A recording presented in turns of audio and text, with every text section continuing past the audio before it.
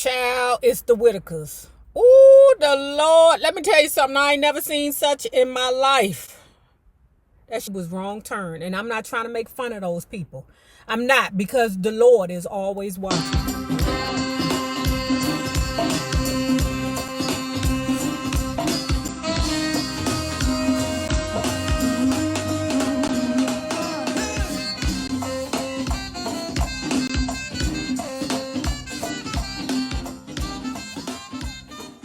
Well, hello there, love bugs. Hello there, bellas. If you have not already done so, please remember to like, share to Facebook and or Twitter. Subscribe and visit uptopbeauty.com for these Priscilla frames. All Priscilla frames, all of them, will be on sale for $15 until the end of this month. In addition to that, don't forget, all orders over $40 will come with a free gift. And if you are not already a part of this book club, please hit the Patreon link below and or the join button here on the YouTube. And for a small monthly fee of $5, you babies, yes, you can be privy to all the shenanigans before the YouTube gets it, if the YouTube gets it. Now, let's continue talking about Prince Harry's spin. Billy the Rock was determined as well. He walked up to the Tweedles several times, interrogating them, looked deep into their eyes. He managed to get a sense of them. The older Tweedledum was doughy. He reported with close cropped black hair and smiled that chilled the blood. Tweedledee, on the other hand, never smiled and rarely spoke. He seemed to be sort of apprentice. Mostly, he just stared. I can't remember. Who was Billy the Rock again? Did I mention him? I think Billy the Rock is their security. Why did they want to be famous? That was the thing I never understood, because fame is the ultimate freedom. What a joke. Some kinds of fame provide extra freedom, maybe, I suppose, but royal fame was fancy captivity. The Tweedles couldn't fathom this. In their simplified cosmology, you're royal, so this is the price you pay for living in a castle. Oh, and you guys told me that the girl, Carolyn Fleck, hurt herself permanently. Y'all told me that. So, what is up with the British media? You niggas are relentless. And if I knew as a paparazzi or a media outlet that I was responsible for somebody hurting themselves, that shit would make me want to back down. You got to be a special kind of person to continuously go after people knowing that it mentally destroys them. Y'all don't have no mental health rights over there. Sometimes I wondered how it might go if I could just talk to them calmly. Explain that I didn't live in a castle. My grandmother lived in a castle. That in fact, Tweedledum and Tweedledummer both had far grander lifestyles than mine. Billy had done a deep dive on their finances, so I knew each Tweedle owned multiple houses and several luxury cars, purchased with proceeds from their photos of me and my family. Offshore bank accounts too. Harry is mad as y'all. Y'all talking about he exposing the family. He exposing the media. That's what it looked like to me so far. Firsthand, once you've been chased by someone's henchman through the streets of a busy modern city, you lose all doubt about where they stand on the great moral continuum. All my life, I'd heard jokes about the links between royal misbehavior and centuries of inbreeding, but it was then that I realized lack of genetic diversity was nothing compared to press gaslighting. Marrying your cousin is far less dicey than becoming a profit center for Murdoch Inc. I don't know about that, girl. I don't know about that. You might be going too far right there, girl. I don't know about that. Inbreeding, girl. Did you see the soft white underbelly? What's the name of them? Hold on, let me find them people. Child, it's the Whitakers. Ooh, the Lord. Let me tell you something. I ain't never seen such in my life. That shit was wrong turn. And I'm not trying to make fun of those people. I'm not, because the Lord is always watching. But baby, Harry, you cannot compare Inbreeding with the royals to the behavior of paparazzi. I'm sorry. That's some sick bullshit, and I ain't going with you. I'm not going to pack my bag, and I'm not going to go, Hurry. You by yourself. You take that trip alone. The one good thing about Tweedledum and Tweedledummer was that they made me ready for war. They filled me with choking rage. Always a good precursor for battle. They also made me want to be anywhere but England. Where are my goddamn orders?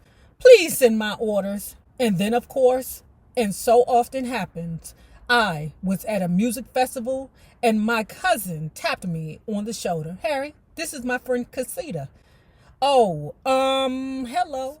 Soon after that day, we went to dinner. She told me about her life, her family, her dreams. She wanted to be an actress. Girl. She was so soft-spoken and shy. Acting was the last profession I'd have imagined for her. And I said so. I gave her a lift home. I'm just off the King's Road. We pulled up to the large house on a well-kept street. You live here? This is your house? No. She explained that she was staying for a few days with an aunt. Harry said at the end of the night, he leaned in for a kiss. Okay, I'm gonna get ready to lean in. But she turned her cheek. I don't want to kiss you, Harry. What? You don't want to kiss Mr. Harry? You don't want to kiss Prince Harry, and you better suck face with Prince Harry so you can get an opportunity to lay down on that casting couch. The next morning, I phoned my cousin. Discouraged, I told her the date had gone well, but the ending had left something to be desired. She didn't disagree. She already spoken to Cressida. She sighed, awkward.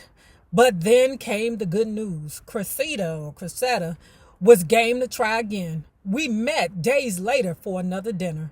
As it happens, her flatmate was dating my longtime mate, Charlie, brother of my late friend, Henners. What the hell I got to do with her sucking face with Prince Harry? Maybe you...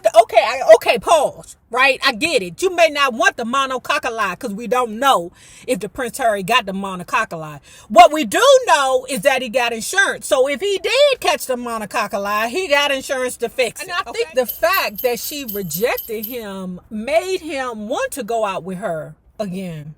Okay, see that, lady? You might want to hold on to your pussies a little long. I joked. Obviously, this is meant to be. The four of us could have so much fun. But I wasn't totally joking. We tried another kiss. Not so awkward. I had hoped. For one next date, she and her flatmate had Charlie and me over. Drinks, laughs. Before I knew what was happening, we were a thing. Sadly, however, I could only see Cress at weekends. I was busier than ever doing my final preps for deployment. And then I got my official orders, my actual deployment date, and the clock was now loudly ticking for the second time in my life. I needed to tell a young woman I just met that I'd soon be going to war. But guess what? This bitch knew better. Because why is she trying to get to that casting couch? Cressida was like, I'll wait, Harry. I know you will. I know you will wait for that princely pickle. So let me tell you this about Prince Harry and the paparazzi. This is what I find phenomenal, okay? The reason why they chase him, and always following him is because he always got a story. Like I said, if you want something to be wrong, you will find it. To the paparazzi, the paps, Prince Harry is like the hoe that just keeps on hoeing. Anyway, he was around there in Vegas showing his ass, okay? I mean, he was showing his ass. He a young man. He about to go over to war. I'm going to show my ass. That's what I'm doing. Child, his ass woke up naked. So before he deployed, he showed his ass out there in Vegas. Okay? But now he over in Afghanistan. There was some talk after the attack about pulling me off the battlefield again. I couldn't bear to think about that. It was too awful to contemplate. To keep my mind off of the possibility I failed to my work. Got into the rhythm of my job. My schedule was helpfully rigid. 2 days of planned ops. 3 days of VHR, very high readiness. In other words, sitting around a tent waiting to be summoned. The VHR tent had the look and feel of a student room at university. The collegiality, the boredom, the mess. There were several crackled leather couches, a big Union Jack on the wall, and snack foods everywhere. We'd pass the time playing FIFA. FIFA? What the hell is that, y'all? Put that in the comment. I don't know what the hell a FIFA is. Drinking gallons of coffee, flipping through Lad magazines. Lad magazines? Is that men magazines? You mean like double XL? But then the alarm would sound, and my student days, along with every other era of my life, would feel a million miles away. One of the lads said we were glorified firefighters. He wasn't wrong. Never fully asleep, never fully relaxed, always ready to go. We could be sipping a cup of tea, eating an ice cream, crying about a girl, having a chat about football, but our senses were always tuned and our muscles were always taut, awaiting the alarm. Muscles? Shit, that's not like the firefighters. The firefighters I know be having bellies. I dated a firefighter in my late teens, like 1920, something like that, child. He was one of the biggest hoes along with them police officers. They be hoeing. And they got a hoe on every block on their beat. But them firefighters just be sitting around in their uniform, waiting for a dumb bitch to pass. I stayed with my firefighter about 3 years, child, but he cheated on me the whole way. He had a baby on me too, girl. Child. So moving forward with Prince Harry, he talks a lot in his book about how proud he was, how he felt his most appreciated. I've heard people call him a war criminal. And it reminds me so much of Vietnam and how those soldiers were treated when they came home. To be quite honest with you, I would definitely compare the two wars. Vietnam with Afghanistan. I mean, that thing was bad. He's speaking about his time as a soldier. And some of the people have called it bragging. And I don't think he was bragging. I think it was just, he just was talking. And when I hear soldiers, especially Vietnam soldiers or veterans, talk about their experience in the war, I hear the same thing. I believe when they talk about it, it's therapeutic to them to talk about their experiences. Harry talks about having PTSD in his book. I'm glad he's owning up to it. A lot of soldiers are speaking about what mentally the military does to them. So I'm not mad at Harry and the things he did. They trained him to be something. He was that something in the military. He talks about his exit interview. And they asked him, did you kill anyone on the opposite side in the war? And he was like, yeah, I did. He was like, that's a confusing, question. What do you mean? He said the interviewer looked at him like he was crazy. Harry confused in his mind, like, was I supposed to say no? This is the part that can drive a person crazy. And this is the same thing that happened with the Vietnam veterans.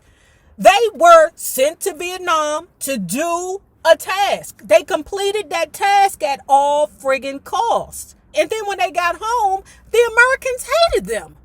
So I don't get it. I stuffed my Bergen full of dusty clothes, plus 2 souvenirs. A rug bought in a bazaar, a 30mm shell casing from the Apache. The first week of 2013. Before I could get onto the plane with my fellow soldiers, I went into a tent and sat in the one empty chair. The obligatory exit interview. The chosen reporter asked what I'd done in Afghanistan. He asked if I'd fired on the enemy. What? Yes. His head went back, surprised. What did he think we were doing over there? Selling magazine subscriptions? He asked if I'd kill anyone. Yes. Again, surprised. I tried to explain. It was war, mate.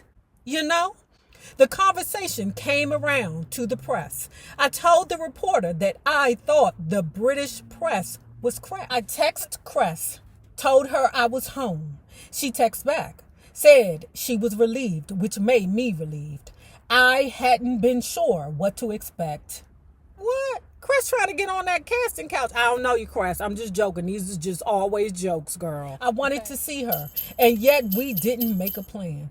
Not in the first exchange. There was some distance there, some stiffness. You sound different, Harry. Well, I don't feel different. I didn't want her to think I was different. A week later, some mates gave a dinner party at my mate Arthur's place. Cress turned up with my cousin Eugene. I hugged them both, saw the shock on their faces. They said I looked like a completely different person. Stockier, bigger, older. Yes, all that. But also something else they couldn't name. Whatever it was, it seemed frightening or off-putting to Cressida, whatever the fuck her name is. We agreed, therefore, that this wasn't a reunion. Couldn't be. Can't have a reunion with someone you don't know. If we wanted to keep seeing each other, and I certainly did, we'd have to start all over again. Hello, I'm Chris. Hello, I'm Harry. Oh,